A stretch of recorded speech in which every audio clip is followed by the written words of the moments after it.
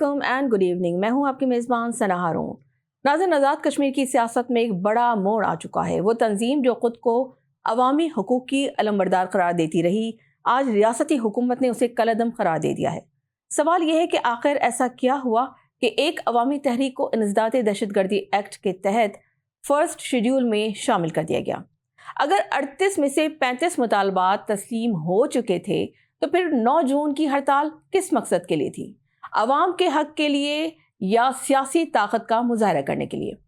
حکومت کہتی ہے کہ جوائنٹ عوامی ایکشن کمیٹی امن و امان خراب کرنا چاہتی تھی، انتشار پھیلانا چاہتی تھی، عوام میں خوف و ہراس پیدا کر رہی تھی. جبکہ ہم دیکھ رہے ہیں کہ دوسری طرف ایکشن کمیٹی خود کو مظلوم اور عوام کی آواز قرار دیتی ہے. لیکن آج ایک حقیقت سب کے سامنے ہے. ہڑتال کی کال دی گئی، بازار کھلے رہے، سڑکیں بند کرنے کا اعلان ہوا، معمولات زندگی جاری رہے. عوام نے ساتھ نہیں دیا یا عوام نے فیصلہ سنا دیا؟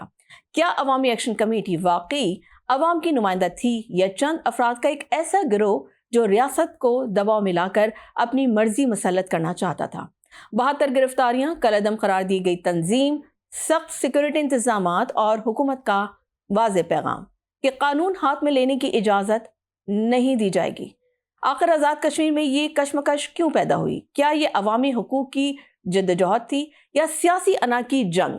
کیا احتجاج کے نام پر ریاست کو یرغمال بنانے کی کوشش کی جا رہی تھی؟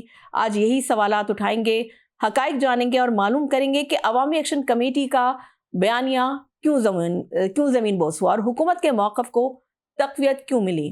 حقوق کے نام پر سیاست یا سیاست کے نام پر انتشار پھیلایا گیا. عوامی طاقت کا دعویٰ کرنے والوں کو آج عوام نے مسترد کر دیا. اسی تمام تر صورتحال پر بات کریں گے.